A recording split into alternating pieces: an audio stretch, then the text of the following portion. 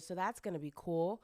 And we're going to switch things up a little bit here on Paper Route, and we're going to open the show with our Pepsi Zero Sugar NFL Rookie of the Week segment. It is time for Yo Rookie. Run me my graphic, BC. Run me my graphic.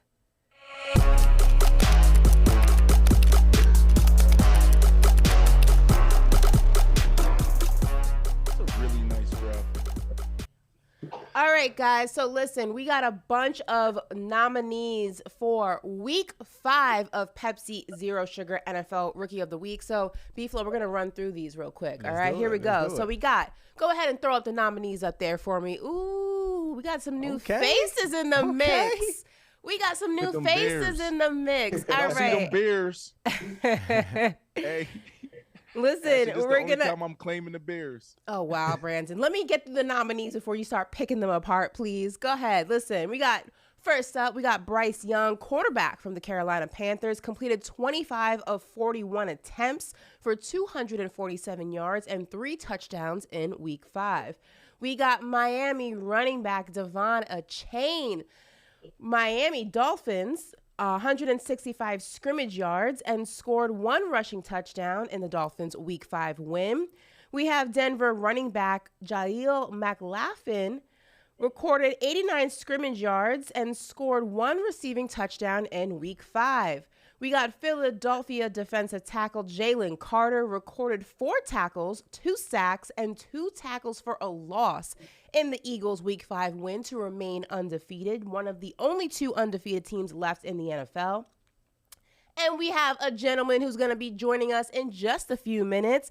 We got Chicago defensive back Terell Smith, recorded 6 tackles, 1 forced fumble, and 1 fumble recovery in the Bears' Week 5 win.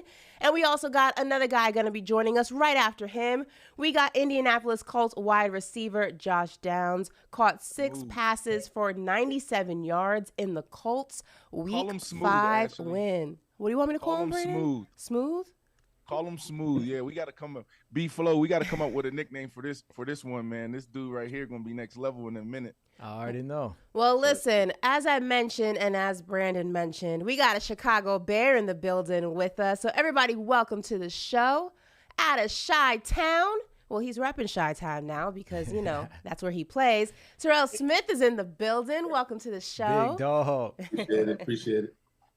Welcome, bro. Listen, we know you have a meeting to get to, so we're all going to hit you with one question because we know you got to go 10:50. That's all we need, right? Because we know you're going to be back on this board here by the end of the year. So my question for you is, talk to me about your rookie year, right? Like, how special was it being drafted to Chicago? I was a Chicago Bear for a minute. They kicked me out of there after 3 years. They said, Jay Cutler, Brandon Marshall, you guys aren't getting it done. You guys got to move on. So talk to me about being a Chicago Bear as a rookie. It was a special moment for real. Like when the draft was happening, I was with my family and close friends and everything. And then I got the call and then let everybody know it was going to be in Chicago. And it was just fun. It was an exciting time. And then training camp and everything went smooth. And then just trying to keep the wins going this season. Terrell, what they call you in the locker room? Because we don't go by government names in the football locker room. What's your nickname in the locker room? That's what I'm going to call you by. They call me Smitty. Smitty? Smitty. I like it. Smitty. So at Minnesota, right, you got some playing time as a freshman, became a starter, had some Porter guys come in. Senior year, you came in, balled. You always face adversity well, and just when you got on the field, you always made plays. Guy goes down in Chicago, you came in, and now you up for Rookie Pepsi Player of the Week. Like, where did that mentality come from, bro? Where it's just like, yo, I'm going to put my head down, and when I get the chance, I'm going to just ball every chance I get. I'll just say that mentality really came from, like, my parents just instilling that in me at a young age and everything. Because, like, my parents came over to the U.S., like, from Jamaica and everything. So they had to work for everything that they got. And they just instilled that in me at a young age. Just always be ready when your name is called and just keep your head down and keep working. Listen, Ryan Flower of Bleacher Report on Saturday, October 7th, so just this past weekend, dubbed you one of the top steals from the 2023 draft. Okay. Now, fifth rounder out of Minnesota, obviously. I mean, I think a lot of people tend to forget that you can get a lot of impressive talent deep into the draft. I mean, to be dubbed one of the best steals of the draft, I mean, what does that mean for you? I feel like it just goes to show you, like, no matter like where you're picked or like where you're drafted at, as long as you believe in yourself and you just put the work in every day, like once we all on that field, like we all on the field together, like the draft picks and all that's out the window. So you just got to go out there and ball and show everybody that you belong. Do you think No, that? listen, go ahead, Ashley. Yeah, real quick. Do you think that being, a late round pick gave you a different tenacity, gave you a different kind of just chip on your shoulder? Not necessarily a bad chip, but a good chip than maybe some of the top picks in the locker room. I'll say definitely, because you just want to go out there and prove everybody that you can go out there and play with the best of them. So I guess like just being drafted later in the draft, you just want to go out there and show everybody your skill set and show everybody what you could do and show everybody why they ended up picking you. So listen, I know we said we were going to go around the horn once, but we can still I see Josh down sitting there waiting patiently for us. I owe you some push-ups, bro, for being 5 minutes late, but we're going to steal one more round. Bro, the Bears, who are y'all? Right? Like, I came week 1, saw y'all up close and personal against the Green Bay Packers. I love what I saw. I felt like y'all had a team that can compete, that could be in any game. Who is the Chicago Bears? I definitely feel like we could compete with anybody, and I feel like we're finding our identity as a team in the locker room. I feel like it's coming together. We had to take a couple tough losses. We was up by 21 against Denver and allowed them to come back in the game and come back to beat us. And then I feel like just all the adversity that we went through early on in the season is going to be able to help us like keep clicking, and we learn from all those experiences early. So I feel like that will benefit us going down this stretch of the season. Yeah, y'all have been going through y'all adversities. Media been on y'all, but y'all battling y'all way through everything. And when you a rookie, you always go through them battles. You might hit the rookie wall, but you also need an OG, an old guy in the locker room to just put you under his wing and let you know how the season go, how to maneuver through the season. Who's been that guy for you this year? I talked to Jalen Johnson a lot, the other corner, and I talked to Eddie Jackson. He's been in the league for a little bit now. So they really just show us the ropes and show us how to get stuff done, show us how to maneuver and stuff as a rookie. And then like I'll say like our rookie development is like just real good, and we do that every week. So I feel like just those three things is really helping like our whole rookie class as a whole.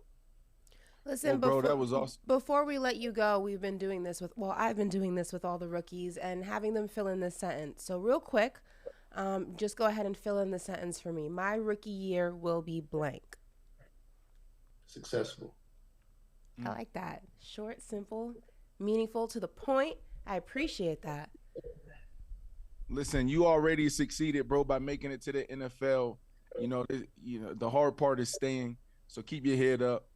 Keep leaning on the vets, learning, taking what you need from them, and keep growing, bro. Love what you guys are, like the makeup of this team, the mentality, the mindset. Y'all scrappy, y'all fighting. It's a long season, so let's see what happens. Appreciate you. Yeah, appreciate you guys. Yes, sir. Smitty. All right. Listen, well, we have back-to-back guys with us in the building tonight. Back-to-back rookies, should I say, because now we're going to go ahead and talk to Indianapolis Colts wide receiver Josh Downs. Welcome to the show, Josh. Fresh off of a win, fresh off of an impressive game for yourself. How are you feeling? Man, I'm feeling blessed, feeling great. 3-2, about to go to Jacksonville this week. Big divisional game, so I'm excited. Go ahead and talk to us a little bit about, the feeling in the locker room. Obviously, Anthony Richardson, you guys are going to be without him for a couple of weeks. They said, they're looking at probably at least about a month, but you get JT back. So the offense loses a piece, but you also gain a piece. What's the feeling in the locker room?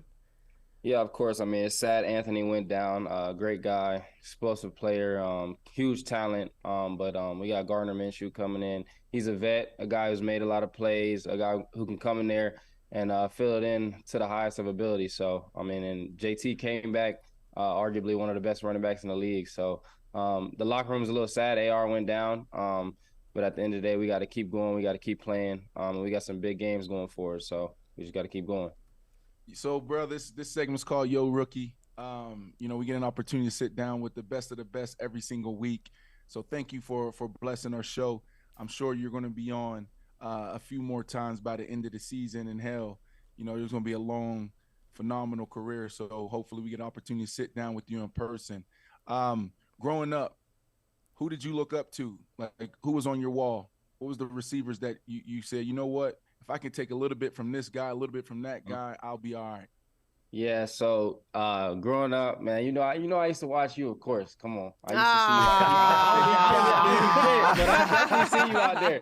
So we got different styles. You bigger than me, so but no, I definitely respect your game. But when I was growing up, I was a big LSU fan, so I seen Odell and Jarvis Landry out there making a lot of plays when they was in college. I looked up to those guys, and then as I got a little bit older, I started trying to model my game a little bit after like Keenan Allen, Devontae Adams, smooth finesse, make guys miss, just real smooth in and out of breaks, good route running guys. So I feel like Odell, I mean, he was a face of a lot of stuff when I was a kid and growing up in middle school and high school. So I watched a lot of him, and then Keenan Allen and Devontae Adams, them cats real nice. So I used to pay attention to them a lot.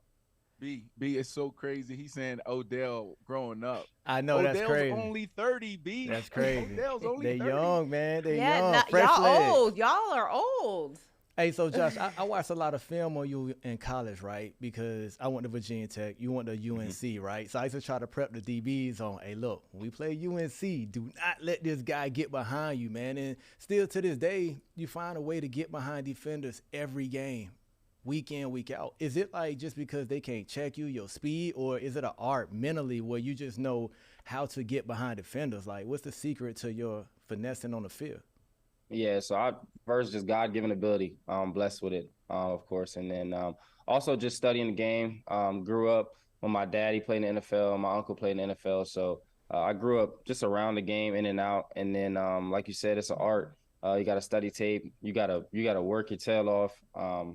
I did a lot of working when I was a kid, and even when like kids outside playing around, my dad making me run hills in the morning before school, waking me up to go in the backyard, do running back drills, do receiver drills. So just a lot of work being put in, and then just having a feel for the game, in zones and man, just recognizing different coverages, leverages, and just being able to finesse your way in and out of coverages. So I feel like those things, and then speed, quickness, and athleticism as well go into it.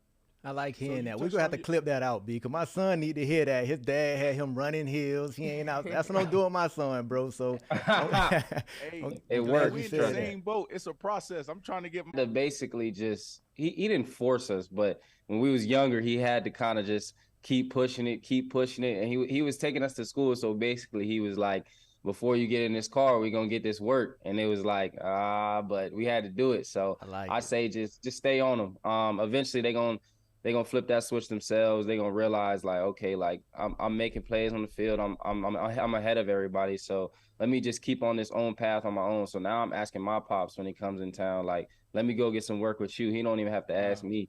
So things like that. And then just keep working your child. They gonna eventually fall into fold. So y'all used to go to school stinky and sweaty?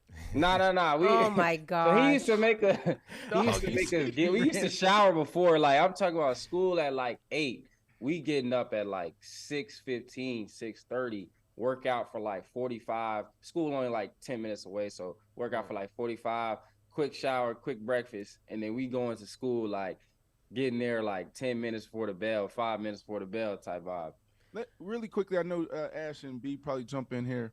Do you think because your father, your uncles, they were in the league, and you seeing that, you growing up in that environment, that you had like a head start on a lot of guys? And then the second part is, do you feel like you have an edge over a lot of guys, like more mature because you kind of been around it and groomed? I wouldn't say a head start. I feel like if you use it to your advantage, it can help you. So I mean, you might know my uncle Dre Bly. So Oh yeah. Dre Bly played a lot of years in the league and stuff like that. He also coached me when he was in when I was in college because he coached at Carolina. So after I left high school and stuff like that, being with my Pinky. dad and all that, yeah. So Dre was my college coach, and he coached corners. I played receiver, so he arguably Hall of Famer, college football Hall of Famer. So he helped me a lot those last 3 years when I was in school. And basically, I just used nuggets that he would tell me, my father would tell me that they felt that they didn't do as best as they had when they were in the league or in college. And I would just try to perfect it to my ability. And then even my little brother, he plays safety at Alabama right now. He's on his way up as well, and he's learning from me and them. So he's got an even better head start. So I'd say it's definitely it's definitely a good piece of information that you can have having your dad or any family member that played in the NFL. And I suggest any kid that has that and plays football, use that to your ability and listen to everything they say if you want to get to the highest level. We called him Pinky, B Flow. You know, you can't disclose this on the airways, but we called Dre Bly. You know, I played with Dre right here in Denver. I'm in Denver right now. B Flow, we called him Pinky. I get it. I get why. Why you call him Pinky? Don't. I don't. Why Tell me why you called him Pinky so I can go back to. Why did you call him that? Pinky. It ain't just me. It was the whole team. But why? And he told us to call him Pinky. You got to ask him. You got to go to him and say, "Oh, why Pinky, Unc?" I'm gonna ask him. I'm gonna ask him today because he called me before my game. I ain't noticed. Now I got some information. I'm asking. Is it something is it something you can't say? Like, I'm confused. I'm a little nervous now. I'm gonna let Pinky tell him why. Okay. Listen. Yeah, I'm gonna ask him now. I'm definitely asking him. So you obviously got, a little bit of a head start in terms of knowledge and things like that. And also you were primed and ready for this position. But what has been the hardest transition for you, coming from college, playing your first year professional, and what has been the easiest transition? Yeah, I mean, the hardest transition, I would just say, we got to be long days in the facility, a lot of meetings. You got to really stay focused. That's the biggest thing. I mean, college, you would complain about an hour or two meeting. Now it's like you got 6 hours of meetings every day. So there's no more complaining. This the job. And then I just say just getting used to going against the highest level of competition each and every day and each and every game. So, like, you got to realize them guys across from you get paid too. So if you don't make every single play or you don't get open every single time, you got to just throw that in the trash can and go to the next play instead of being like, dang, like this cat, he just strapped me or something like that. So you just got to realize it's a higher level of competition. And then I'd say the easiest part is just keeping the same work ethic. I'd say at the end of the day, it's football. So, you got to put in work. You can't really let the things that got you to this point lead you astray and just go away from them. Got to keep working, got to keep God first, and got to stay on that path. Let's talk about the Colts real quick. I mean, I think that this team has taken a lot of people by surprise. I think that when people were going ahead and doing their rankings or their way too early playoff predictions, I think the Colts were a team that had a big question mark next to it. What kind of Colt team were we going to get? You guys have shown only 5 weeks into the season, now 6 weeks into the season, that you're a team that can make some noise and that you can't sleep on, a dark horse, if you will. What is it about the DNA of this team that makes that possible? Yeah, I'd say just Coach Steichen coming in day one, just really setting the tone, making sure that we work more than anything. He's going to harp on that every single week that we're going to work. We spend countless hours in the facility. And then we got a lot of dogs on the team, a lot of guys that got chips on their shoulders, just want to prove a lot of people wrong and prove themselves right. So I feel like each and every week, you should see our practices. We going 100 miles per hour. Fall camp was crazy. And then even still, when we go ones-on-ones, compete period during the week, we getting after it. We talking trash, stuff like that. So I just say it's a team full of dogs, a lot of tough guys on the team that just want to get better, want to be great, and we want to prove a lot of people wrong. So, Josh, right, I'm a big advocate of players make each other better, right? Whether it's players on your team or you just look around the league and just see what other players doing.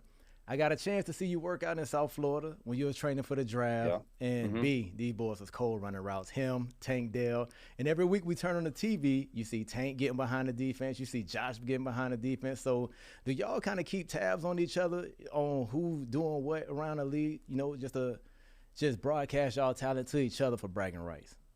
Yeah, I remember I talked to you at the Orange Bowl field. Yeah, I remember that. Yeah. But yeah, I'd say that group was real talented. We had down there, like you said, Tank, Jordan Addison, Rasheed Rice, Demario Douglas. We had a lot of cats down there. Jahmyr Gibbs was down there. So we keep tabs on each other to see who's doing well.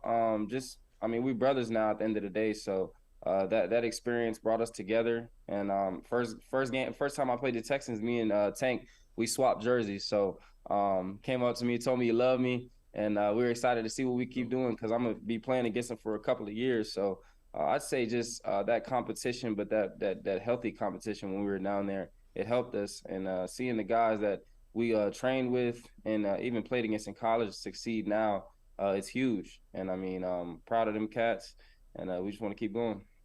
As we wrap up and let you go, I want to end this way, Ashley, and B. I like to do this. I call it getting messy. Okay. Oh, when you get drafted, bro, it's a special thing. Like, it's a fraternity. You're in a fraternity, but there's like a room within the frat house, right? So that group that you just mentioned, like, you guys are going to be brothers forever. It's a very special thing. So I can go back to 2006, the guys that I was drafted with to the Denver Broncos, even guys around the league. So, the guys that you just mentioned, all those wide receivers, that was a beautiful thing. Hopefully y'all got the footage and y'all saved that, because we'll look back on that 10, 15 years from now and see a lot of Pro Bowls, Hall of Famers, all pros. Give me the top 5. Rank them. Hey, so I got to just remember completely who was down there. Oh, so this is a tough question. So, I don't want to hurt nobody's feelings or none of that. Don't feel pressured to get messy with him. Don't let him rope you in. So we had a lot of cats down there. I'm not even going to give it top 5, but I got respect for all them boys. Jaden Reed, Rasheed Rice, Tank Dell, Demario Douglas, Jordan Addison, Bryce Ford Wheaton. We had too many receivers down there at XPE. Shout out Tony Villani and them, but I can't even give a top 5, man. It was a lot. Doesn't it make it easier when you have more people to pick from? It doesn't. Brandon, stop it. I still keep in contact with all them cats. They my guys. So listen, yeah. Josh, we're gonna end on a non-messy note, okay? I asked Terell the same question. I've been asking the rookies across the board this question, so I want you to fill in this sentence for me. My rookie year will be blank. Successful. Oh my gosh, 2 successfuls back to back. That's crazy. Wow, of all the words. I love that, though. It's straight to the point. I'm not mad at it. Hey, so before we let you go, bro, don't forget about us when you become big time. When you're a rookie, it's easy to get you guys for an interview. So when you're big time, all pro, Pro Bowl, all of that, just make sure you answer the call and always come back. Thanks. Nah, I'll never be big time. Always going to answer the call for y'all. Come on now. Bye, Josh. Thank you so much for joining us. Enjoy the rest of your day. Keep balling, bro. Hey, appreciate y'all. Thank you. All right, guys, listen, we had 2 incredible rookies joining us, but we want to go ahead and remind you, if you want to vote for any of the rookies you heard from today or even the rookies you did not hear from, make sure you head over and vote now for the Pepsi Zero Sugar NFL Rookie of the Week at NFL.com/voting/rookies. Again, that's NFL.com/voting/rookies. And this has been Yo Rookie.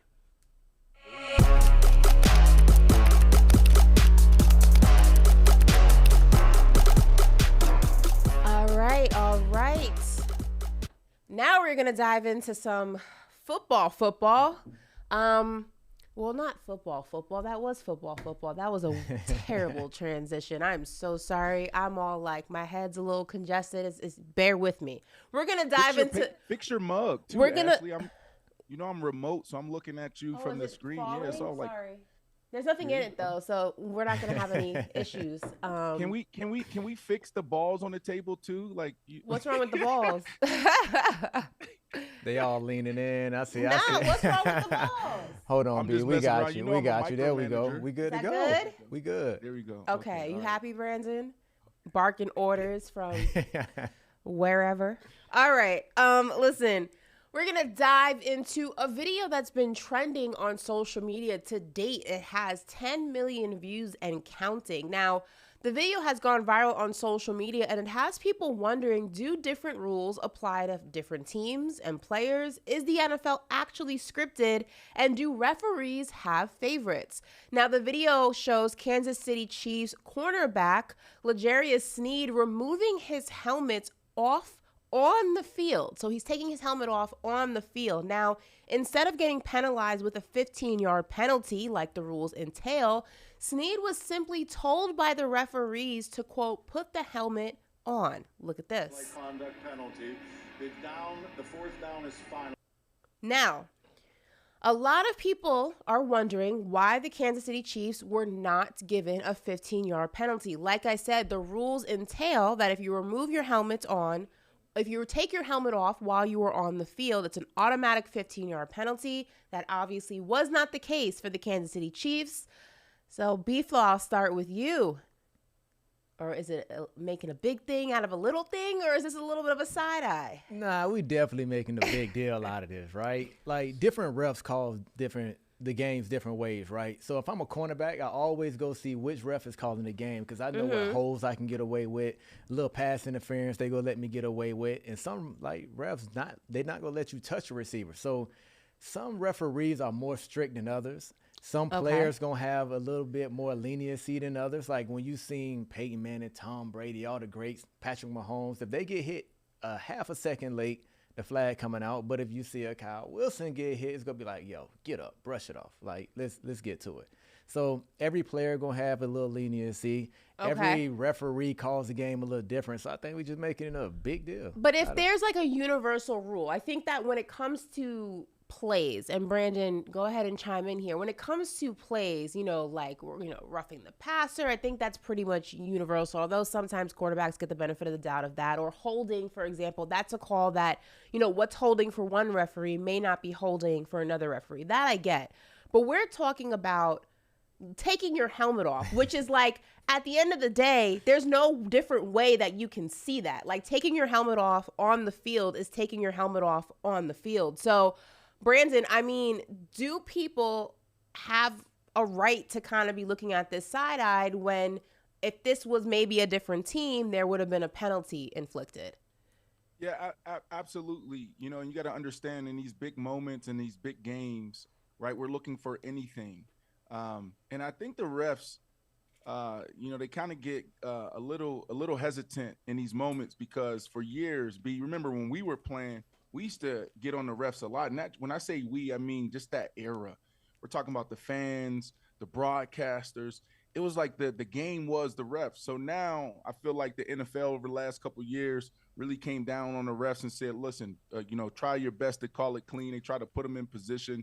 They took them through training so they don't determine the outcome of a game. When this happened, watching this game, the first thing I thought about was like, damn, why is he taking his helmet off, right? Because they actually implemented that rule when we first got in the league, because guys were taking off their helmets, and it was more so from a celebration standpoint, and then also frustration where, guys would take their helmets off and slam it. And so, the commissioner and the competition committee came down on them. But when I saw this in real time, I was like, what is he doing? Is there something I don't know? Is there an update to this rule? Because as a player, I knew never to take off my helmet, and they didn't call it. And I feel like it was a good no call, to be honest with you, because it wasn't like he was celebrating. It wasn't like he was being disrespectful to the ref, right? It was right after, and he took his helmet off during a time where there was a little bit of delay. They were discussing whatever they were discussing, and he was trying to get more information. So I felt like they handled it the right way, but you can't put yourself, if you're Sneed, you can't put yourself and your team in this position for them to call it the other way, because now you could be on the other side of it and be like, you know what, you cost us a huge opportunity to solidify this game. So I thought it was a great no call. I think also the game that this wasn't called in was just adding insult to injury. This was during the Jets game where there was multiple, controversial calls, calls in favor of the Chiefs and overturned, not in favor of the Jets. The holding call, the defensive holding call.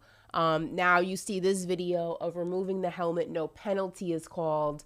One of those calls, actually, the one on Jermaine Johnson, actually determined the outcome of the game ultimately. So I think it's just kind of, if this were the only thing that happened in that game, I don't think, I mean, yeah, there'd be like Twitter conspiracy theorists. Like, I told you the NFL's rigged. It's Jets fans. But They I always think, say something. but I think that like when you add into the mix the other two calls that were very controversial that people thought kind of leaned in favor of the Chiefs when they probably shouldn't, and you add this, it looks a little like there's favoritism. There looks a little favoritism. Now, do I think that favoritism in the NFL exists? Yes. Do I think favoritism amongst players in the NFL exists? Yes. I think that Tom Brady gets calls or got calls that Justin Fields isn't going to get. I think that, you know, there are wide receivers that get calls that other wide receivers don't. I think that there are teams that get calls that other teams don't. And I think that that's not a secret. And if it is a secret or people thought it was a secret, they haven't been watching the NFL. I could be wrong.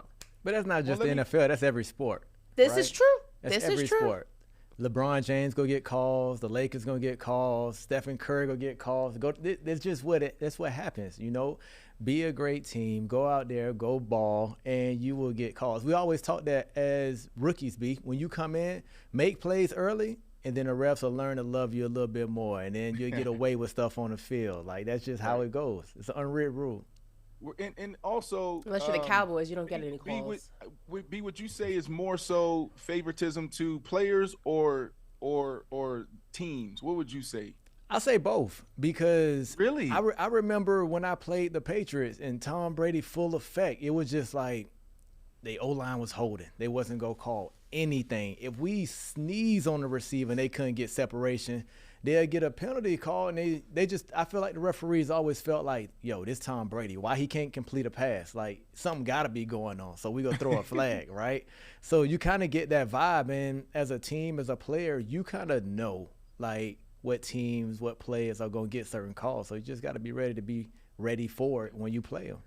Yeah, well, Ashley, last thing on this for me, I used to work the refs. Right, like before the game. No way. I did the same thing. before How's your family? How's the wife? How's everyone doing? Yeah, you saw Coach McDaniels. There was another viral clip of Coach McDaniels talking to the refs, and you know, just trying to talk them up a little bit before the game. Coaches and players do it all the time. For me personally, you know, before the game, I would actually have a whole list of things that the defense would do or the DBs would do, and I'd be like, listen, you gotta pay attention to this. I'm telling you, when the game's gonna be on the line, it's gonna be 3rd and short. I'm gonna have a go ball or something, and this guy's gonna hold me like this, or they're gonna do this, and I would just alert them to what could potentially happen. And that's how, you know, you also get those calls, and you get a little bit of favoritism as well, is through that. And then early in my career, I used to get on the refs, scream on them, and that never worked out. So I had to learn my lesson early. So there's a lot of things that you can do outside of just being a great player, because you definitely get favoritism when you're a great player, but you can also work the refs. And if they like you, they may give you a little bit more rope. Did you give them presents at Christmas? Were they on your Christmas list? Did you? No, I should have. That's something Peyton Manning probably did. It's funny you say that, though, B. It's funny you say that, because when I played with Todd Haley in Kansas City, right, he used to work the refs, be on them. They used to get in little shouting matches, and I'll pull the ref to the side like, listen, whatever you and Todd Haley got going on, don't take it out on me, bro. This is my contract year. Let me just play ball. Like, you keep that with Todd. Like, you know what I'm saying? Don't let that come over here. I'm your boy, so I feel you on working the refs all day. Listen, well, while y'all were trying to work the refs, Jimmy Garoppolo was trying to work the crowd. But Jimmy, you're not Tom, and that's okay. So during pregame of last night's Packers-Raiders Monday Night Football matchup, Jimmy Garoppolo took a page out of his former teammate's book. Well, he tried. So Jimmy ran out of the Raiders tunnel paying homage to Tom Brady's "Let's effing go" chant and run and chant combo. So for a refresher, here's Brady doing it.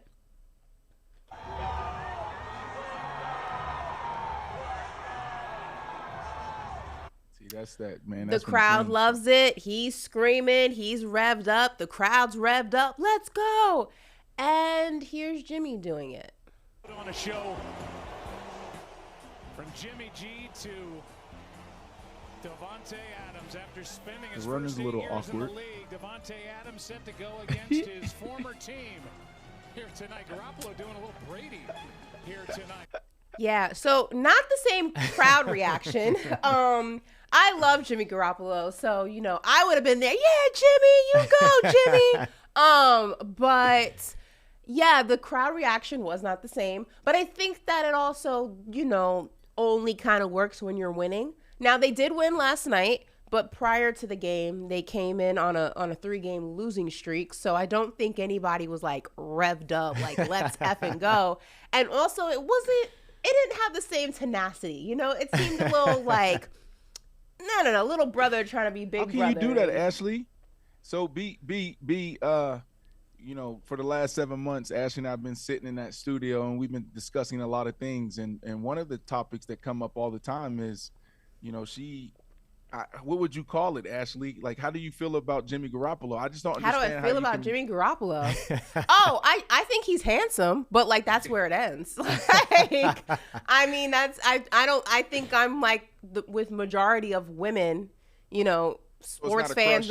My mom's not even a big football fan, and she thinks Jimmy Garoppolo is handsome. Like it's and he's not. I don't know how to say this in the nice way. He's not usually the side I lean towards. I tend to like my guys a little darker, but he's very handsome. He's good looking. That's where it ends for me. But he's not Tom Brady. I feel like that's okay to say, Well, listen, he's not Tom Brady. Not only running out the tunnel, he played with Tom. I think everybody knows, especially Christy O. There was a lot of drama in New England where Bill Belichick actually wanted to go with Jimmy Garoppolo over Tom. So they were there. He had an opportunity to sit back and really learn a lot from Tom. I don't understand what's going on in Vegas. They obviously got the win last night, but he threw a couple picks. He didn't look great, right? This team doesn't look great. It wasn't a phenomenal game. It wasn't an exciting game. And hell, it started with that damn let's go, the LFG. That's Tom Brady's thing, bro. Like, find your own way. Hey, I'm going to show Jimmy some love, Jimmy. I like the effort. You tried to get the crowd into it. I seen the little try. He winded up into it. Like, he did a pro hop before he did it.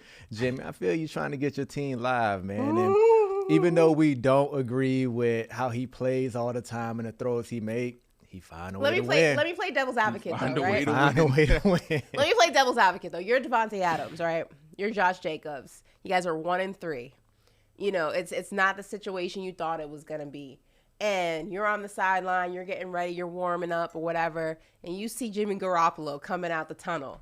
And he's like, let's effing go, da-da-da-da, and it's just lackluster. Are you looking at it like, see, this is the problem. This is why this... Bro, sit down. Like, what do you do? Like, are you annoyed? Are you like, yeah, Jimmy, you get him, Jimmy? Or you like, the NFL weird though. You have so many personalities. Like, you go look around and see like 10 different guys doing weird things, and you just like scanning and panning everybody. Like somebody smacking themselves in a helmet, some hitting the smelling salt and hitting the bench. And you're like, bro, this team is weird. But you just gotta focus on how you get ready. Like, B, you know what I'm talking about? There's so many personalities. Brandon, what was the story you tell about the guys warming up in the snow and the cold with no shirts on? You're like, dude, what are you like? What? Right. Like, yeah, it's so funny. B, you brought that up. Ashley, there's so many things that dudes do in the locker room, and if there was a camera on them, you'd be like, what? That's my favorite wide receiver. That's my favorite corner. I don't think the going out there in the cold thing is that bad because it's a psyche thing. You're trying to big yourself up, you're trying to psych yourself out, and also the other team. Sometimes dudes take it too far. I like to do it as an individual, but when you come out as a whole rat pack and there's 10 of y'all, now it's a little suspect. Oiled up, you got the Vaseline on. I never subscribe to that. I'll do it myself, but I ain't coming out there with the whole wide receiver. So you never did, Brandon, shut up. You never did anything weird before pregame that people on the opposing team were looking at you like, yo, what's up with B Marsh, bro? He's yeah. So I'm like old school. Like that's what B was talking about. Like I hit myself before anybody else hit me. He wasn't on where it was. It's so funny. You play for so many years and you think the butterflies would go away. the game didn't start for me until I got hit, right? Like I would have butterflies. I might be on the other side like, dang, this dude is he's strong. You go across the middle. He's known to be a big hitter. How am I going to get through this game? So what I would do is I would go in the bathroom right before we went out, right before we ran out the tunnel, and I would just like start hitting myself in the shoulder pads. I would slap myself, not too hard because I didn't want to concuss myself. Slap myself in the helmet. I'm like, okay, I'm ready. If anybody gonna hit me, I'm gonna hit me. Now I'm ready to go. See, he was one of the weird ones. He was one of the weird ones. I'm telling you. This man hitting himself in the head. You never woke yourself up, B? Nah, I'm chill, man. I just go out there and I'm just like, all right, it is what it is, and just go out there and play. I'm just a chill dude, though, bro. That's just my personality. Like, people thought, like, I was probably weird because I didn't get hyped before the game. Like, I don't get in the screaming and in the huddle. Brandon on the sidelines like this. Yeah, I'm just chilling. Let's go. Let's go, B. Right. I had the smelling salt. I had all of that. But I was pretty calm. There was a lot of guys that like raw. I didn't need the raw. That's the only thing I needed before the game. It was like, boom, let me feel just that to feel little something. Contact, yeah. And then I'll get going. I had a little pep in my step, little pop. Bro, you played with Patrick Surtain? Yeah, I played with his. So, weird story. I played with his dad, right? And he was kind of like my big bro in high school because my cousin married his brother. So while we was in high school, I used to spend a night at his house when he played with the Dolphins. He used to give me the little orange cleats because my high school was green and orange. So that's fam.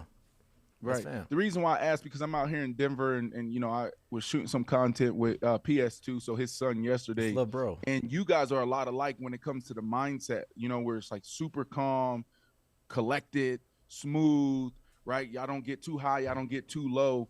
But his dad, I felt like his pops, and the reason why I asked, because I felt like when I played against you guys, when I was in Denver and you guys were in KC, I felt like Pat was a little feisty. Was he calm, cool, collected, or was he one of those dudes that played with a lot of fire and maybe got a little high at times? He was like myself, right? And I think because he was my big bro all my life. So I think that's who molded me into the type of player I was. He's cool, calm, collected, but when he get on the field, he got that fire. He play with passion. He like a little Chucky doll, where it's like he know how to be that nice, cool, calm guy. But when it's time to go to war, he gonna have that energy and be feisty on the field. So he's a little bit of both. Chucky knows how to be calm, cool, and collective? Yeah, when he's like playing with the kids and he's the nice dog. Chucky creepy as everybody hell, want to pick him up and he like, Chucky, listen, I'm not like somebody who scares easily.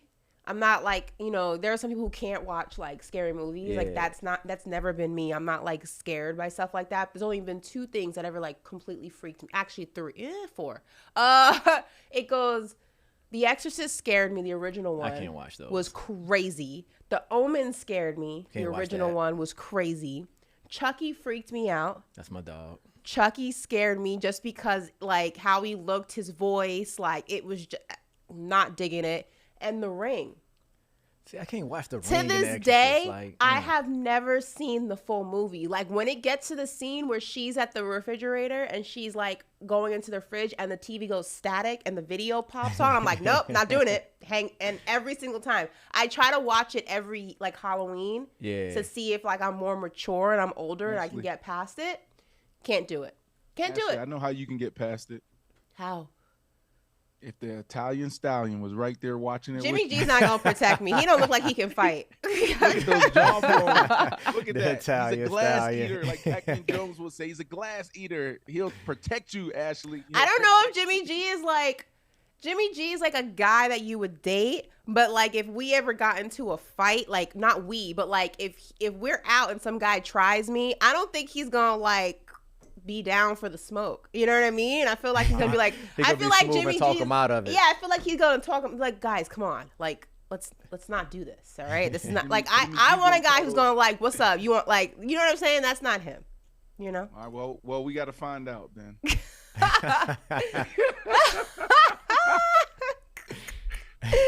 Okay, listen.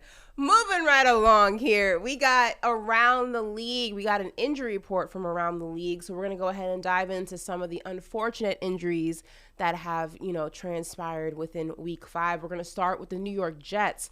New York Jets offensive lineman Elijah Vera Tucker has suffered a torn Achilles and is out for the rest of the 2023 season. There he is right there. This is a tremendous blow to the Jets offensive line. Just another hit for the New York Jets. I mean, guys, kind of break this down. This is not helping Zach Wilson in any way, shape, or form. This guy, Zach Wilson, cannot catch a break. Right. I mean, I would say, like, they went into this last game, and obviously I'm out here in Denver, so I've been talking to a few of the players. They got the win. They did a great job.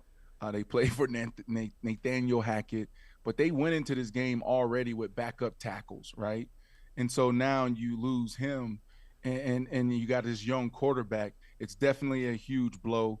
I'm not sure if this past win was more of, it was off of will. It was off of like the energy because of the whole back and forth this offseason with Coach Sean Payton's comments around Nathaniel Hackett potentially having the worst head coaching job ever.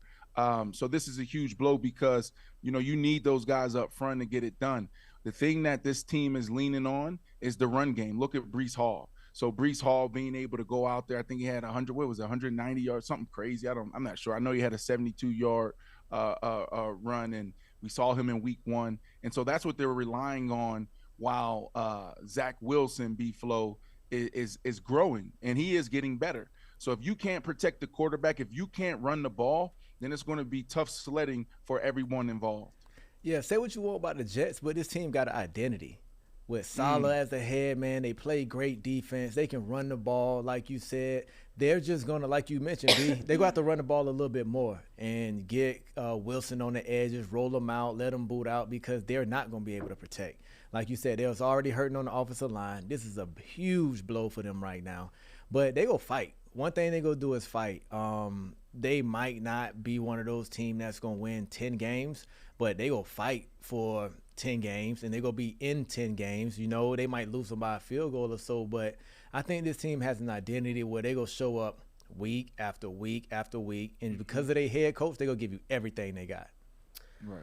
All right, listen, Minnesota Vikings star Justin Jefferson, wide receiver. This is a big blow because the Vikings are planning to place the wide receiver on injured reserve after he suffered a hamstring injury in Sunday's loss to the Chiefs. He will be out at least 4 games. I mean, I don't think that we have to overanalyze how much of a blow this is to the Minnesota Vikings and their entire identity on offense. Minnesota, man, they just can't get over the hump. Like every year you'll think like Kirk Cousins go get it going, Justin Jefferson go get it going. They can make a run in the NFC because the NFC not like the AFC, but it's always something that prevent them from making that leap. This definitely going to be a big blow. Kirk Cousins going to have to, I don't know who he's going to lean on. He's going to have to feed the tight end a little bit more, but they're going to have to find a way because Kirk coming at the end of his contract. I mean, this team just needs to get it together in a whole, just to make some noise in the NFC. It's over, B. I don't know if you were just trying to give them a little bit of light at the end of the tunnel. Was that what you? Is that what I heard? They got to because I mean, bro, they're 1-4 right now with Detroit. Well, Detroit Lions is going to run away with the division. Green Bay sitting here at 2-3. I really like Green Bay, but for some reason, Jordan Love is like he makes these amazing plays, but then he'll turn the ball over. So they may have a chance. Yeah, the division not tough. Season, but the NFC is stacked, bro. I don't see them turning this around. They need to be looking at next year. There's talks of Justin Jefferson may not wanting to play with Kirk Cousins. Well, Brandon, on that note, before you finish that thought, I mean, Justin Jefferson remains unsigned right now. I mean, in terms of, his future with the Minnesota Vikings, he hasn't signed an extension, and Kirk Cousins is set to hit free agency this offseason. So it's going to be interesting what the Minnesota Vikings decide. Obviously, it seems like you can't keep both of these guys in terms of just chemistry. It just seems like they're not on the same page. So one of them is going to have to go. If you're the Minnesota Vikings, you would hope. If you're a Minnesota Vikings fan, you would hope the one that's going is Kirk Cousins and not Justin Jefferson. But we've seen crazier things happen. So, I'm not sure about that. When you talk about chemistry, They're 1-4.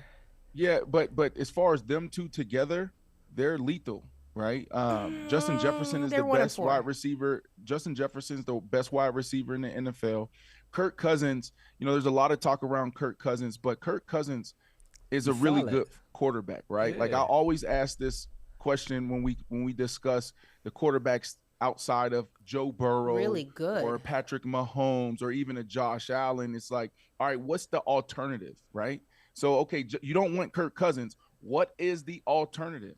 Okay, so please tell me, because if you don't make the right decision at this position, your team could be at the bottom of the barrel for 10, 15, 20 years. Look at all the other teams around the league that struggle finding their guy. Hell, the New York Jets, when's the last time they made the playoffs, right? When's the last time they had a quarterback? So I don't think that's the problem, but and this is all speculation. This is just like little birdies talking. Why hasn't Justin Jefferson signed his deal? From a statistical standpoint, he's balling with Kirk Cousins, right? But supposedly there's a deal on the table, but he hasn't taken it because he wants to see what the organization is going to do at the quarterback position. So it's going to be interesting to see how the remainder of this year plays out. But B-Flow, Ashley, like if I'm Justin Jefferson, I'm shutting it down. I'm not rushing it back, because this is one of those injuries, right? Nagging injuries where if you don't handle it right, it could affect you all year, but also it could affect you next year as well, right? When you start dealing with these soft tissue injuries and this becomes a part of your career, it could go from your hammy to your quad, because you start overcompensating. If I'm Justin Jefferson, you already proved your worth. There's 31 teams out there that will probably pay you a $30 million, right? I'm not rushing back here. I'm looking for, the perfect situation to come back. I don't think Kirk Cousins is a really good quarterback. I think he's average. Really good is a stretch. So what tier you put him in? I think he's an average quarterback. If one is elite and two is really good, he's like, if we're going to talk top 20, he's probably closer to like 15 than he is to like 10. So who's in your tier 2? Who's in your tier 2? I mean, tier 2 right now, this would be a bad example because he's playing like crap, but like a Russell Wilson to me is a tier 2 at this stage in his career. Taking aside what's going on in Denver, just if we're looking at Russell Wilson just as a singular entity, Russell Wilson to me is a tier 2 quarterback at this stage in his career. When you're talking tier 1, you're talking like the Patrick Mahomes and things like that. But Kirk Cousins to me, if we're looking at top 20 in the NFL, he's between 15 and 20 for me. I'm not saying that he's not solid. What I'm saying is that I think that the Minnesota Vikings have hit their threshold with him. Like, I don't think that he's going to cause damage to the team, but I don't think he's going to elevate the team past the level where they are. I think that it's plateaued. And I think that if you want to go ahead and keep Justin Jefferson and utilize him and get the most productivity out of him, I think you need a quarterback that's not Kirk Cousins. I just think you're going to get more of the same from him. I don't think you're going to get like a Super Bowl elite conference championship deep. I just don't see that happening with Kirk Cousins holding the football. So all this production Justin Jefferson had, somebody had to feed him the rock, right? But that's in the past that we're talking now. He hasn't. It's right plateaued. Now. I think he's around the. I think Kirk Cousins right now, is Dak Justin Prescott. Jefferson's top 2. He was up until last week. He was leading the league in receiving. So he's still balling. He's still balling. I think showing up on the wins. On the win column. I think Kirk Cousins is Dak Prescott. He's Jared Goff. Like somewhere, yeah. 100%. I would put Dak tier 2 before I mean, maybe Kirk Cousins low tier 2, closer to tier 3. Kirk Cousins to me he's an average quarterback. He's not really good, like Brandon said, and he's not elite. He's average. He's solid. He's a solid QB. Solid. I give you solid, but He's I wouldn't say average is a step. Okay. Like he's average solid. is. I'll give you solid. Is that better? I think he can go to the Super Bowl with Kirk Cousins. He was damn near there.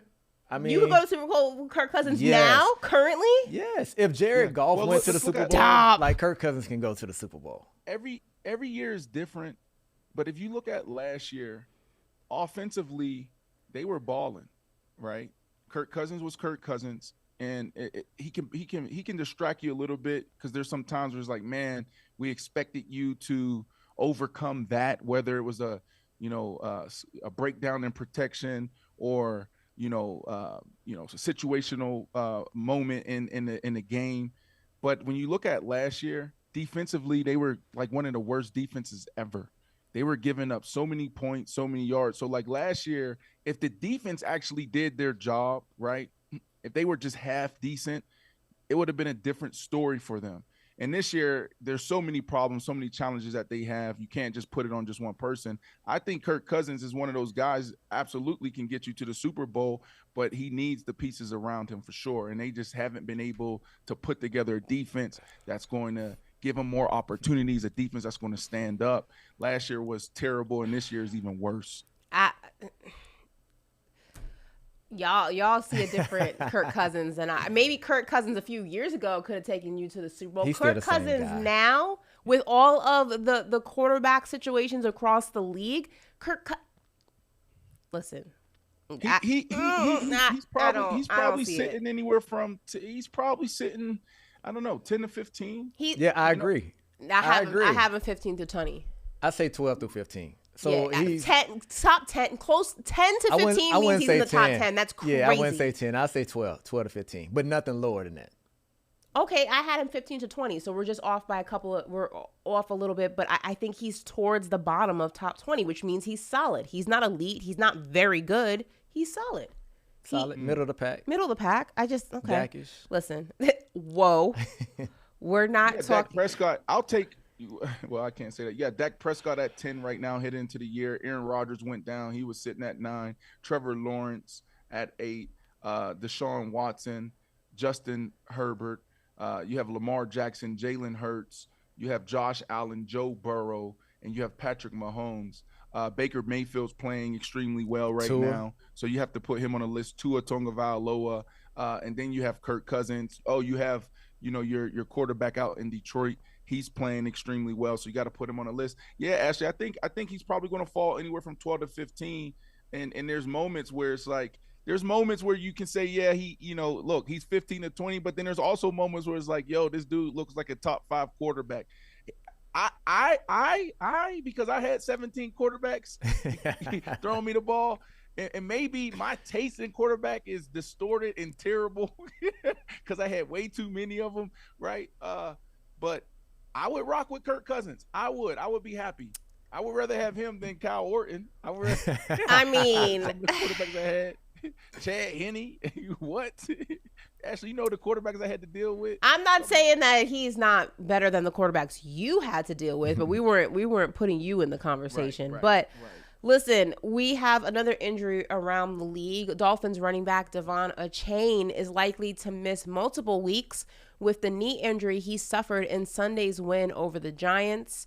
It's not season ending, but the team is continuing to gather info and evaluate next steps. That came via Ian Rappaport around 3 hours ago. So that's he's been balling. He's been on our Rookie of the Week nominees list for a few weeks now. He was just on Week 5's nominees list. So this is a blow to the Miami Dolphins. Now, they're so deep and so talented, I don't think it's going to be, a dagger for them, obviously, but it's a piece you're going to miss. I was going to say that. The name of the game is depth, right? Because everybody's going to go down throughout the year, but Miami's so loaded on the offensive side of the ball where somebody just go plug in and just get ready to play. And with the Claypool addition, they get to spread it around a little bit more if they need to. So Miami deep right now. So it'll hurt him because he run the rock, but they'll be all right.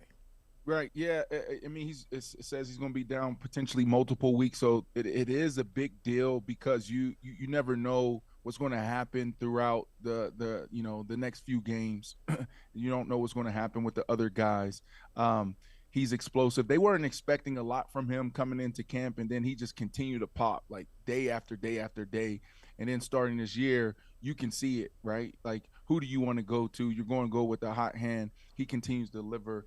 But because they have so many pieces they have a great coach, they're going to find a way to continue to be explosive. I think right now, it's not I think. They are the most explosive offense through the first 5 weeks of an NFL season in the history of the league, right?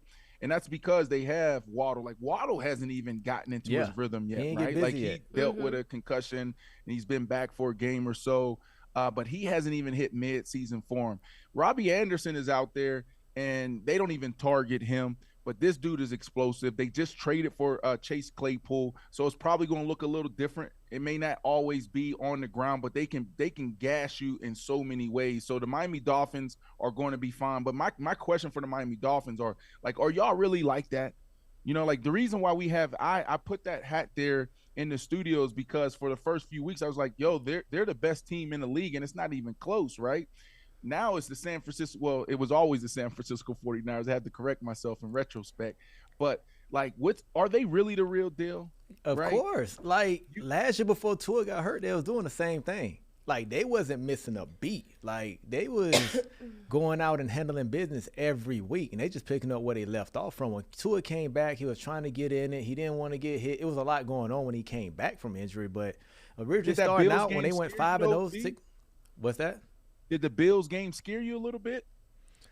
They lost to the Bills 48-20. The Bills are a good football team, though. They streaky. Like, the Bills can be the best team in the league one week, and then they can be terrible the next week. Right. So they just – and it's hard to play in Buffalo. Like, you play there, like, they be rocking. So it's a division game. Like, it's a division game.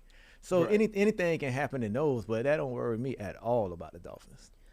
Well, listen, we are going to go ahead and move to the West Coast because Seattle Seahawks head coach Pete Carroll said that he's hopeful that safety Jamal Adams will be cleared from concussion protocol at some point today. If you remember, he took a hit to the head in the game, in his comeback game against the Giants, I believe, and on Monday Night Football. And he had, little situation with the team doctor, which he ultimately apologized for. But hopefully we get Jamal Adams back and he can just get into the swing of things, into a regular flow. He has been away from the game for over a year. And that was supposed to be his big comeback game. It didn't work out that way. And I know he's probably very anxious to get back into things. Yeah, he one of those players that he played with a lot of passion. I remember him saying he'll die on the field, which was crazy. Like, I don't love it that much, bro, but if you do your thing. But he's one of those guys you can tell he'll bring the energy to the defense. And he'll just be another key player that they can feed off of out there. B, what'd he say, B? He's like, I'll die for this game. Like, nobody don't understand. I was like, all right, bro. Might B, you ain't love it that much, B? No, sir. Not me. Jamal is like that. Listen, he's the type of person that you want to root for. It's unfortunate, but listen, we all played the game, and this is what comes with it. B, you touched on a little bit on the last topic, right? It's inevitable if you're an NFL player to deal with injuries, right? And sometimes you deal with things like this where it's hard to get back to, your true form. And, this is the type of dude, I just want to see him back. Football makes him happy. Yeah. I want to see him go out there and make the plays that he's capable of making, and let's see what happens. But I think the Seattle Seahawks, they're in position to move forward with or without him. It's just part of the game, right? Because you got to look at the injuries over the last 3 years, and this is an injury that's hard to come back from. I think it was the patella, right? Like this is the injury that changed Victor Cruz's career forever. Right, like Victor Cruz through a few years was like the best wide receiver in the NFL. Right. Like he was breaking records, and then he got hit with that patella, and it was a wrap. And then Odell came, and then it was a double wrap. Double wrap. Yeah, double wrap. All right, we got one more injury report, another unfortunate one. Detroit Lions cornerback Emmanuel Mosley tore his right ACL on Sunday. He is out for the rest of the season.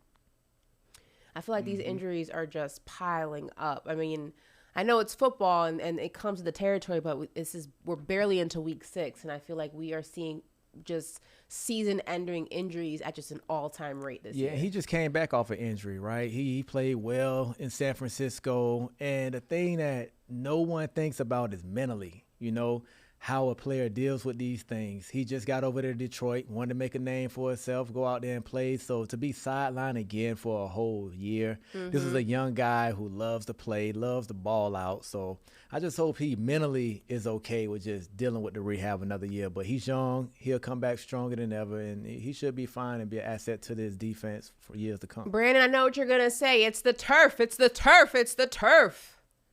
Get rid of that damn turf. Oh my goodness. I mean, the Commanders went for what, $6 or $7 billion Yeah, and Like, their stadiums suck. How big are these? How big are these TV deals? These TV contracts with ESPN and ABC? Well, not ABC. ABC and ESPN are the same, but you got NBC. You got Amazon now. You got YouTube. It's so much money. Y'all are making money. Get rid of this damn turf, man. Like, your players are speaking up. They're saying they don't want to play on it. Just get in your pocket and pay what you need to pay to get the real grass in there. Listen, this is a big deal because the Detroit Lions are rolling. They're real contenders. You're seeing what they're doing in the division right now. So when you lose a starter, it always hurts, but they're more than capable of overcoming this. That's the NFL's next man up mentality. So this is definitely a blow. But B, you know what I think about when I see this, man? It's like, it's a blessing, and it's also a talent just to stay on the field. Yeah. Right? People don't understand how brutal it is to play in the NFL and how tough it is to play in the NFL. So when I see guys that play as long as you played, and then other guys around the league, I'm like, yo, that's all pro status just to play damn near 10 years. You know what I'm saying? You don't even know. Most of these guys are dealing with stuff that most people will still – they're playing through things that most people will stay in the bid for, right? Yeah, for sure. Like, cornerbacks can't even bend their knee and walk on their ankle, but they still got to go out there and perform as if nothing is wrong. And if you do get beat, you go get killed online by the fans. So it's just like we kind of insane for just being used to that and playing through what we play through. Right. But that's what we signed up for. We wouldn't change it. So that's just what we do and what we love to do.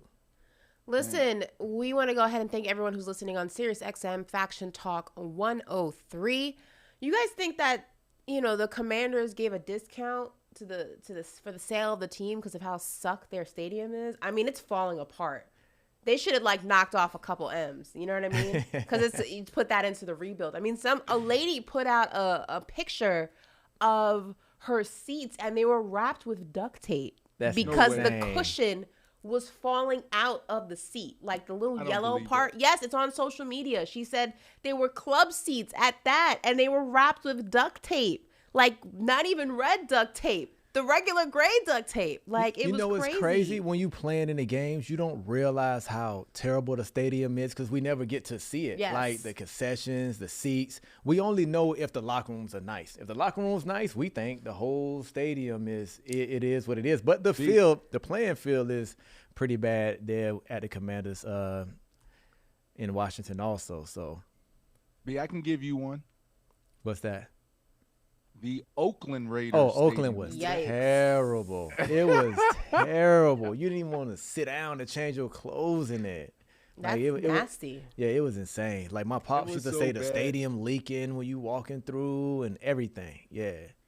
Another one too, beautiful stadium, but this was part of their strategy where they made it so uncomfortable for the visitors, was the Patriots. Right? Like, I would have never known they would that. actually painted the visitors' locker room like a soft pink or maybe a soft blue, because I think scientifically that gets you into a very calm, cool, like sleepy state. Is that why they use it for babies?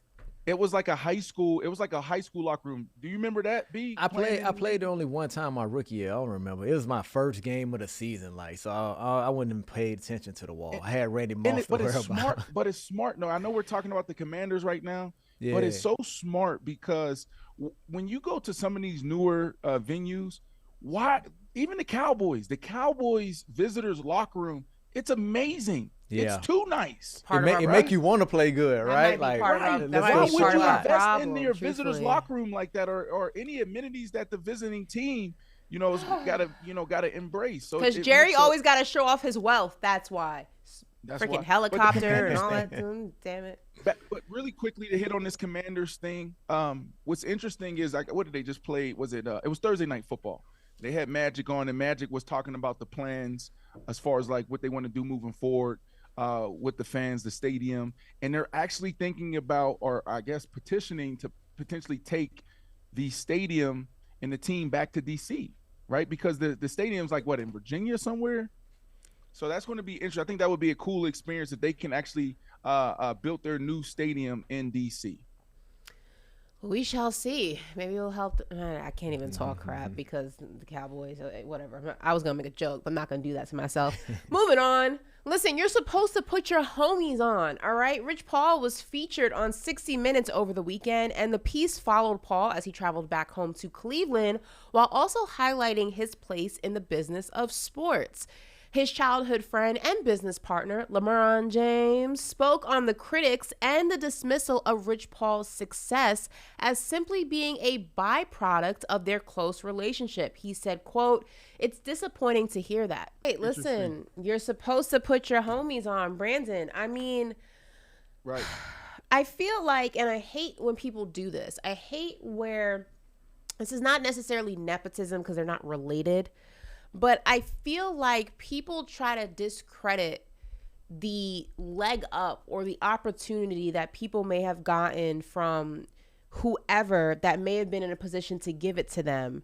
And it's a way that, to discredit everything that they have done with that opportunity just because of how they got it. Yes, LeBron James put Rich Paul in a position to go ahead and create this empire, but Rich Paul still had to create it. And I think people always miss that piece. Like, I can give you the ingredients to make a bomb dinner, but if you don't know how to cook it, it's right, pointless. Right. So Rich Paul, yes, he was given an opportunity that maybe a lot of people in his position, in his industry, aren't given, and that is a difference maker. But he still had to make lemonade out of lemons, which he did in tenfold. I don't think, and you heard it from LeBron James's mouth. He said, I gave him an opportunity. I don't give people opportunities often, but he took it beyond even our wildest expectations. So this whole, he's LeBron James's homeboy and that's why he's successful, I think is just so ugly and just so dismissive of everything that Rich Paul has been able to create, even surpass the opportunity that LeBron gave him. I mean, look at what Clutch Sports has become. $4 billion, over $4 billion in deals has absolutely nothing to do with LeBron James. You can't keep harping on an opportunity and ignoring what has transpired years down the line because of the opportunity that LeBron James gave him. It's just so dismissive, and I wish people would stop talking about it. Well, what I would say is outside of LeBron's family, you know what I mean? That's tough being a husband. It's tough being a father. There's so many things that come with that. It's the best thing in the world, though. I would say this is the greatest thing he's ever done outside of this right here, like this family unit, okay, is putting Maverick Carter and Rich Paul and some of his other guys in position to do something amazing. So, Ashley, you are absolutely right that, he gave them the position, but it's on them to build it, to run it. Like, Braun ain't in the meetings every single day. Braun ain't hiring and firing everyone. Braun ain't putting out fires. Braun ain't implementing HR. Braun ain't taking every single, you know what I mean? So, like, Maverick Carter and Rich Paul has done something that a lot of athletes aspire to create within their own system, right? Is like, yo, how do I lean into nepotism? Because that's what everybody else do. So, it ain't nepotism for them because they're friends, but at the end of the day, they grew up together. And that's what everybody else do in the industry. Hell, look across coaching. Bill Belichick got his sons coaching. Coach Andy Reid had his coaches. And some of them coaching. And if we're gonna call a spade, some of them are not very good. Okay, his coach's name in Jacksonville. He tried. He Doug got Peterson got his son on the squad, right?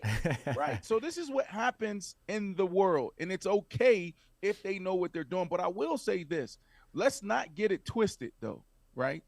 Okay, Rich Paul, Maverick Carter, they are likable. They are smart. They're savvy. Their work ethic is crazy. Like, they're amazing people, and they know what the hell they're doing. They put themselves in position. But if it wasn't for LeBron, there would be no clutch. There would be no uninterrupted. LeBron is one of the biggest athletes, one of the biggest celebrities the world has ever seen. It's like the Kardashian effect. Whatever they create and touch, it just blows up. No, so, right. I think I agree. I agree with that. It's both. Of course, right? it's the chicken or the. If LeBron wasn't LeBron, then Clutch Sport wouldn't have half of those athletes. And that's just the truth, right? But they're doing an amazing job of taking it, owning it, and running it. No, agree. Like LeBron is the starting point of this whole empire, from Spring Hill to Uninterrupted to Clutch. I'm saying that for people to continue to harp on that, oh, if it wasn't for LeBron, if it wasn't for LeBron, if it wasn't for LeBron, but we have seen this story before. We have seen rich family members, successful family members, friends put their family members into positions to go ahead and win and create their own legacy. And we've seen a lot of them fail. And we've seen a lot of them just ride the wave of their last name and not have anything of their own. So while, yes, LeBron James gave him the opportunity, I believe that Rich Paul, Mav, helped to make it into an empire, because it was an opportunity. It was a dream. It was a fantasy before it became a reality. And they are, meaning Mav and Rich Paul, are the big catalyst in making that a reality. Ash, the word I like that you're using is opportunity, right? Opportunity and put on is two totally different meanings. Opportunity means I gave you an opportunity to see what you can do and grow this to be and to do, right? Put on means if LeBron put Rich Paul on, putting on means, hey, I put you in this position. You already got 50 clients in your lap. Just do what you do, right? And that's not what he did. He gave him an opportunity. B, how many times we try to give people we know with our companies opportunities, and they did nothing with them. They wanted you to do the work, but they wanted you to put them on, right? They just wanted to be in the position to have everything handed to them and laid out. It's just not, it's two totally different things, put on and given an opportunity. Yeah, and that's why I said LeBron, that's why, behind, his family and his success they've had so far, it is a journey, and it's not that they're perfect, but, outside of that, like, this is, to me, is one of the greatest things he's ever done, like over winning the championships, right?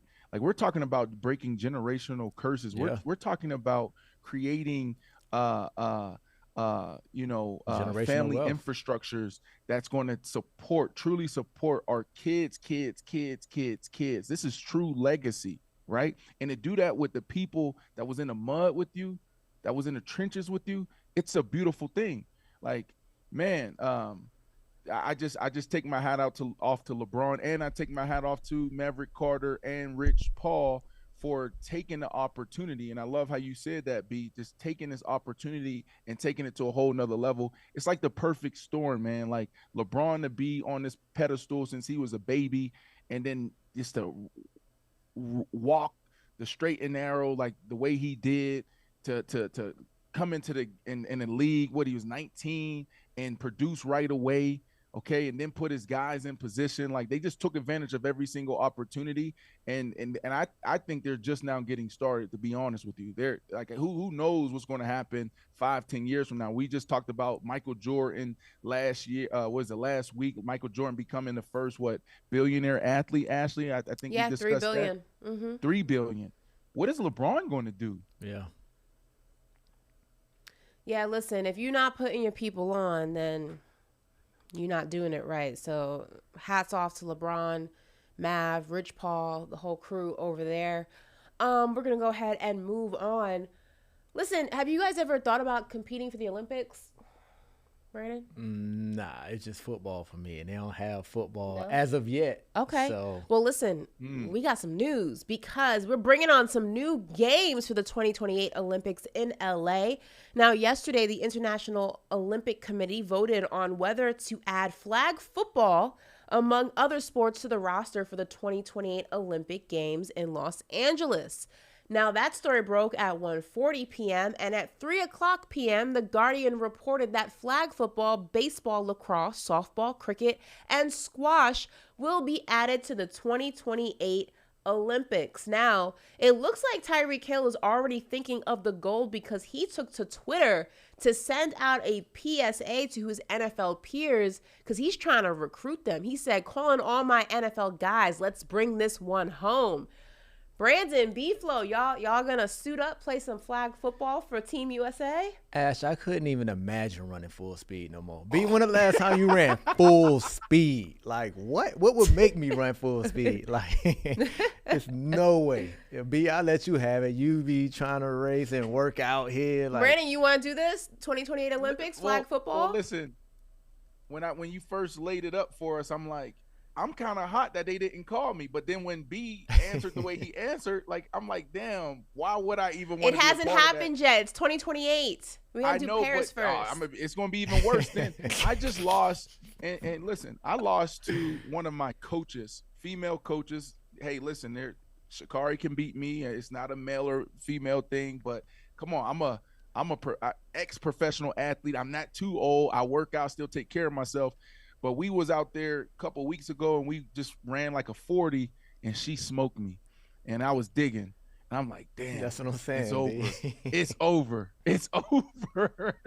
We have no fast twitch in us no more. So y'all not going to be competing for Team USA. That's what I'm getting at. Goodness. Sign me up. I'll do it. You I can play quarterback. I like me at quarterback. I think we definitely need Tyreek Hill on the squad, though. For sure. For sure. I mean, that's 4 years from now, 4.5 years from now, but I think he'll still be really fast. First, this is fire, though. I could totally do this. Nah, that's dope. I played flag football in high school. But don't they already have like a flag league that goes on? Why is that funny, Brandon? I did. Don't they have a flag league that goes on right now? Like how Tyreek just go big boy. Well, no, they have like like Olympic tryouts and things like that too. Just because you play for like a flag football team, like for Team USA, doesn't mean you necessarily have to go to the Olympics. But I would also like to see them add like, I don't know, beer pong to the mix. That I would bring home the gold for sure. For sure. I would have my perfect beer pong squad. She got a squad. I would. I have like a dream beer pong team. I would definitely be able to bring home the gold for Team USA. But I'm down to do flag football. Why is that funny, Brandon? I think you're in the right place right now. I like you. I like you. So you don't think I covering- could do flag football? I like you covering the Olympics. You don't think That's I what could I do like. flag football? I like you talking about flag football. Oh, okay. So that means he thinks I can't do flag football. I would be good. I played. And it's not tackle. You just got to take the – okay, whatever. Listen, if you guys need, an extra body, just give me a call. If you ever add beer pong to the mix, give me a call. If you ever add keg stand competitions to the mix, give me a call. Yeah, that was my that was my shiz in college. All right. Listen, we're going to go ahead and move on from flag football to NFL football. Keep that same energy. That's all I ask. Listen, NFL fans and current players rushed to Zach Wilson's defense after player-turned-commentator Ronnie Harrison called the QB trash after the team's loss against the Kansas City Chiefs. Well, here we go again, this time with three-time Pro Bowl safety Dante Whitener. After the Cowboys' blowout 10-42 loss to the San Francisco 49ers, Whitener said on air that Dak Prescott sucks. Listen to this. What is your overall first take about this 42-10 butt whooping by the 49ers? Dak Prescott sucks. Oh, my God. Period. Right? They talk so much about Dak Prescott being a top-tier quarterback, franchise guy. I don't see it. I see them trying to cover up for what he lacks. A lot of quick throws, cutting half of the field off, and giving him easy throws. Other than that, he's not a quarterback that can drop back and really take advantage of a defense and carve it up. And today we've seen it. The 49ers defense made him look like a tier 4 quarterback. So let me ask you this. Could they do better without him with Cooper Rush? Oh, no. He's the best they have over there. And then if it starts to get too bad this year, you'll see Trey Lance. But other than that, Dak is the best they have, but it's not good enough. So what do you think about the Cowboys, though, as a team, specifically their defense? Because that didn't look like a pretty fearsome defense to me. All talk. Okay, that's no where bark. that's where I wanted to go. All talk, no bark. All right. We'll dive into it in a second. Like, first of all, the sweater sucks, by the way. Hold on. I don't like it. We talk about this a lot on the show. listen. Well, we're gonna dive in. There's more to the story, so hold on. We're gonna paint the whole picture, and then we'll go back. Well, listen, Tyreek Hill took a page from Micah Parsons' book, who defended Zach Wilson, and called out the former Cleveland Brown for his commentary. He said this on Twitter. He went ahead and said, "What's up with the old heads?" and put a thinking emoji. Well, Dante later responded to Hill very dramatically, saying, "You're lucky, you're fast, but you're lucky. I'd have you killed on that field. Mind your business, homie." And he later deleted the comment, and Tyreek Hill called him out on it and said, "Why'd you delete your comment? And I promise I won't hate on no NFL players. I stand on business." And he later said, basically, Dante later said, "I said what I said." So Tyreek Hill's responding to Dante deleting his comment and saying, "I said what I said. Nobody's running from anything," or whatever. First of all, "I'd have you killed on that field" is mad dramatic, bro. Like, right. Take a chill pill. It's not that deep. Go ahead, Brandon. You can go first. So Dante Whitner, he came up in our era, and he wasn't a great player, but he was a solid player, and we call him Hittner, right? Was it Hittner? Yeah. B-Flow? Yeah. So he was a hitter. So when he say, "Have you killed on the field?" hopefully he's talking about that, keeping it in between the lines. Well, I'm almost positive he's talking about that, because he was that type of player. He brought that type of energy. So I'm not surprised that he's bringing that type of energy to broadcasting and his commentary there. I think everybody that rocks with Paper Route knows where I stand when it comes to how athletes talk about athletes. Listen, we definitely have to hold each other accountable. We definitely need to lean into some of these uncomfortable conversations. But to me, the way you do it says a lot about it, right? Like, I don't listen. You can say Dak Prescott, he may not be the guy, but to say he's trash. What did he say? He's what did he say? He sucks. He said he sucks. Like, to me, that's too far. That's too much. There's a way of being bold in your commentary and not doing that. Like, I just don't like that coming from our veteran players, our retired players. I don't think it's hating. I just think it's just like, bro, you are a part of the fraternity, and there's a way of covering it. You can call out his mistakes. You have an opportunity as a player. I'm gonna say this, and then I'll pass it to you to B-Flow, because sometimes I just get lost in this rant. But we have an opportunity to paint the picture for everyone out there of why Dak Prescott's playing the way he's playing. That's just lazy on a former player's side. That's what everybody else do. He sucks. He's this and that. Well, tell me why. You know how to say why, and that's just lazy. So I don't subscribe to this, bro. Me personally, I wouldn't say a player suck, especially on national TV, but this right up his alley. This is how he played the game of football, right? Like, he tried to take everybody's head off. Like, he let you know what he was about on the field.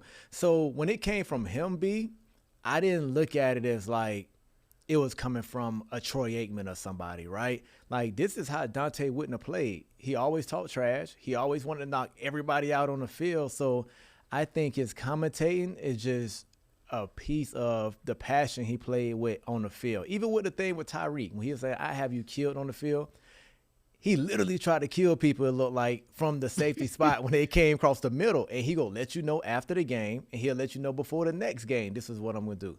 So I just think that's his passion talking, man. Again, I wouldn't say a player suck, but I think just why wouldn't you say a player sucks? That's just me as a person. Like, I just, in me just trying to be professional, I know, man, a game week in, week out is hard. Like, you might look like you suck one week, then you might be the best in the league the next week, right? So I'm not going to say he sucked, then he a top 5, then he sucked. Like, I understand that it's going to be ups and downs throughout the season. And I just wouldn't want to talk about my comrade, like you said, this brotherhood, especially nationally, just saying he sucked. But I'm telling you, that's how he played. That's his personality. So he ain't filter himself. Nah, he don't. I can understand how.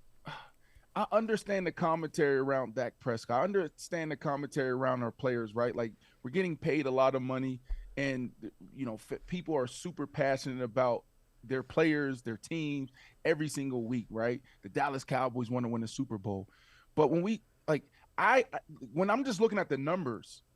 how do I it's hard for me to say that he sucks. But like, not to cut you off. How does Dak Prescott sucks when you look at his first 8-9 years of his career, whatever it is? Not to cut you off. I don't think to some of the other quarterbacks, it's like, yo, his numbers are better than Ben Roethlisberger, Drew Brees, the Phillip Rivers of the world, the Tom Brady's of the world. They're right there.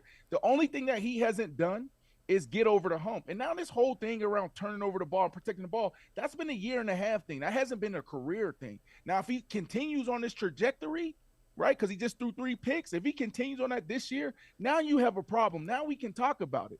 But, bro, his whole career, he's been a really good quarterback. But maybe I'm just looking at the numbers. Maybe this is me overanalyzing because I'm a psych major. Like, I'm analyzing him and how he talking, right?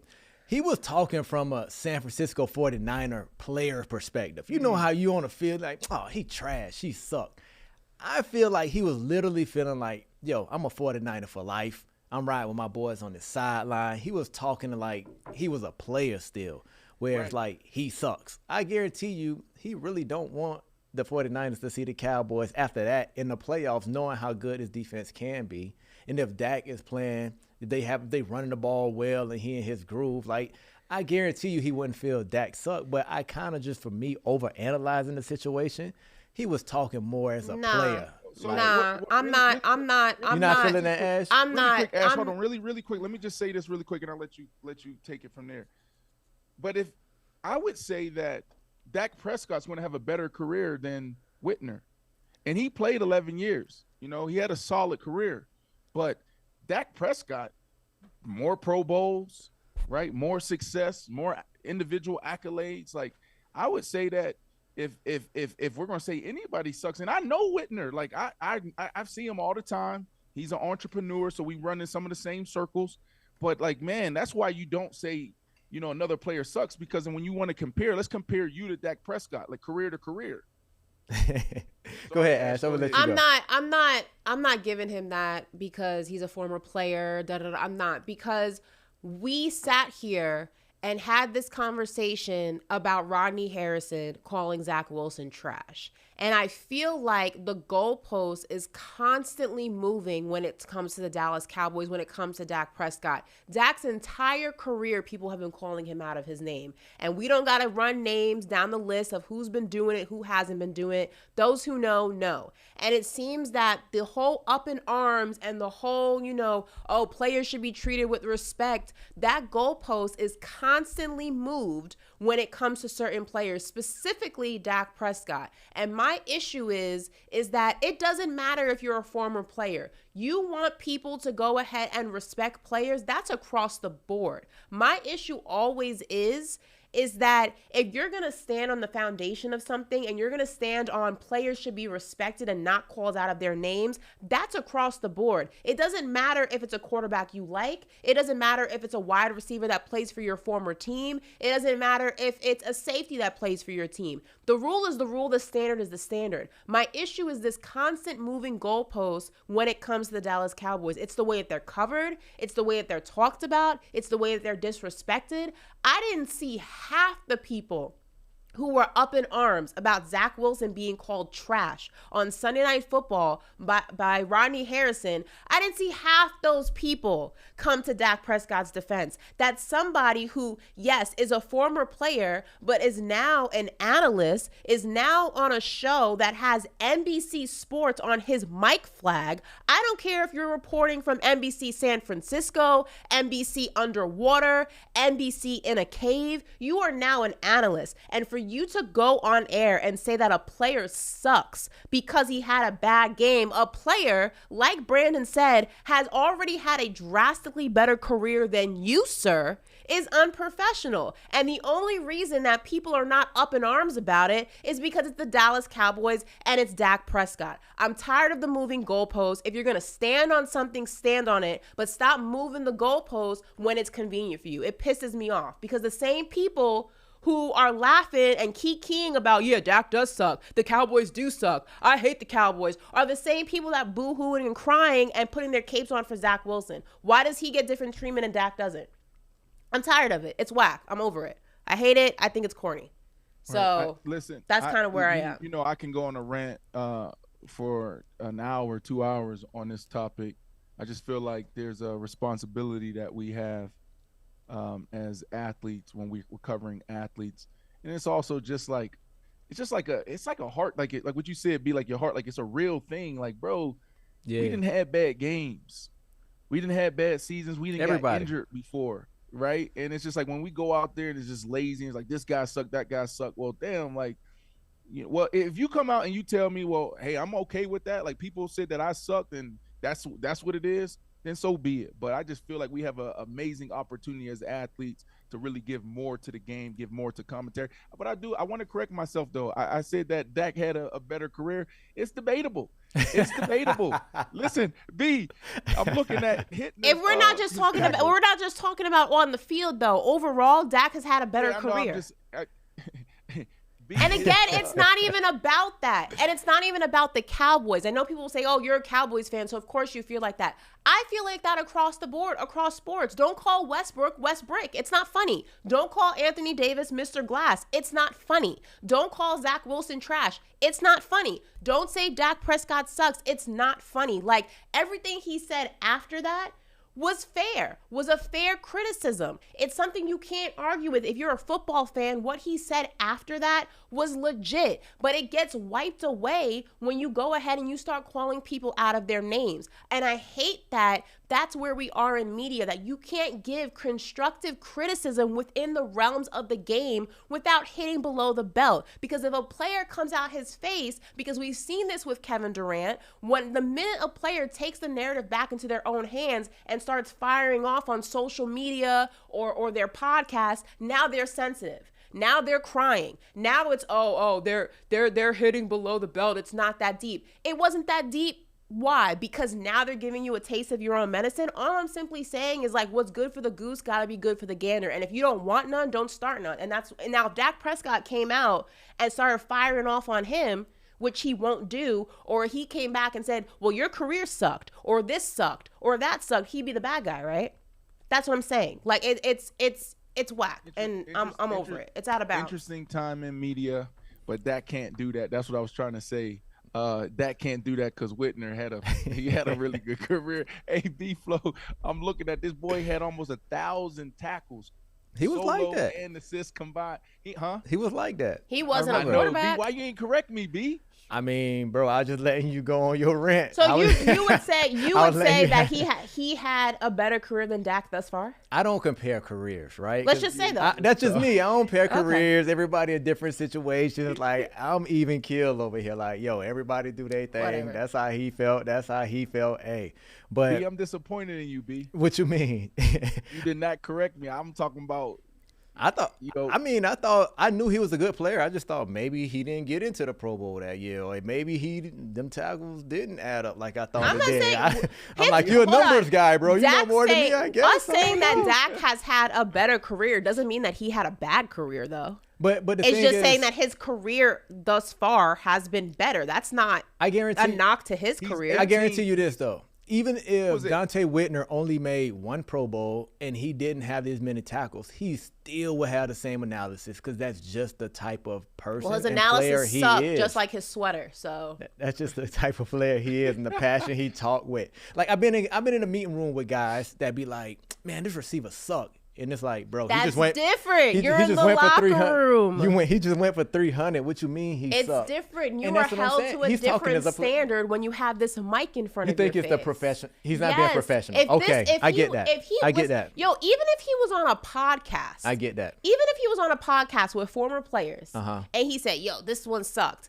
Even that wouldn't rub me the wrong way because at the end of the day, like, it's a podcast of former players. If this was Gil's Arena and he said that, I'd be like, all right, whatever. That's his opinion. But you're on NBC Sports. I get it. And you're going to say that a player sucks? This is not like, a YouTube, like, where you can kind of get away with saying whatever you're on one of the big three. Yeah. Like, come on, bro. Be better. Like, it's just, it's whack. I don't know.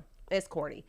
But, listen, speaking of Tyreek Hill, he wants the old thing back. And if you're listening, it's Sirius XM Faction Talk 103. And Tyreek Hill misses the old days. on his podcast, It Needed to Be Said, he thinks the NFL should bring back challenging pass interference penalties. Listen to this. You just got to let them play, man. You know, there used to be a rule where you could challenge a defensive pass interference. There used to be a rule, like, I believe 2 years ago, and they took that rule away. I don't know why they took it away. They used to have that rule where, like, if there was a pass interference, the other coach could challenge it, and they could wipe it off. It was almost like a challenge play. I think they should definitely bring that back. Bring that back, and once it's a pass interference, just add the receiver yards to my yardage. That rule has to come back, because if you remember the NBA, they had the whole referee Donahue dude. I ain't saying they could potentially go on, but it's so much room for that to happen when a game is decided like that, right? You just got to let them play. All right. Well, if you guys remember, the NFL used to allow you to challenge penalty flags, but took it out possibly because it kind of slowed down the pace of the game. I mean, B-Flow, do you want to see this back, or you're good without it? Tyree, look at me, bro. You run a 3-5, and we can't touch you as a defender on the field. You really won't pass interference. You a cheat code, bro. Like, DBs can't run with you. We can't touch you. Y'all can push off every play y'all want. Like, now we just get there a half a second early. You want to challenge that? Like, nah, come on, bro. Like, that's a cheat code. B, you're a receiver, but you got to feel me, dog. Y'all know where y'all going. Y'all can push off. And this is Tyreek saying this. Nobody can run with him in the league. Like, what you want? You want to go for 3,000 every year? Bro. I am a wide receiver, and I'm not going to be biased here. I feel like y'all got a tough job to do, and DBs is probably the hardest job on the field, especially with all the rule changes. But what I believe happened a couple years ago, and this is just me, trying to remember here, so I could be wrong. I believe what happened, Ashley, because you're right, the game, it was too slow. So I think they took it to New York, where now they were reviewing some of these things, so instead of putting it into the coach's hands or the ref's hands, they kind of took some of these things, and this may not be one, and said, let's take it to New York and let's let New York decide if it's good or not. So that may have been the adjustment as well. Well, listen, we will see if Tyreek Hill gets his wish. I doubt it, bro. though. Tyreek, you got to chill. You said he's a cheat code? He a cheat code, and he won't pass interference challenges now. Like, bro trying to go for 3,000. Like, nah, just chill. You'll be all right. Listen, at the end of the day, the game is the game. So thank you guys so much. This has been Paper Route. If you're listening on Sirius XM Fashion Talk 103, thank you. And if you want to check out what happens in the YouTube space, go ahead and check out the I Am Athlete YouTube page. We'll be back tomorrow. We don't know where Brandon will be broadcasting from. Maybe he'll be coming from Vegas. New Orleans. I'm on a world tour. I can't say world tour. What are you doing in NOLA? Okay. On that note, everybody, thank you so much for listening, and we will see you tomorrow. It's Hump Day tomorrow. Bye, guys.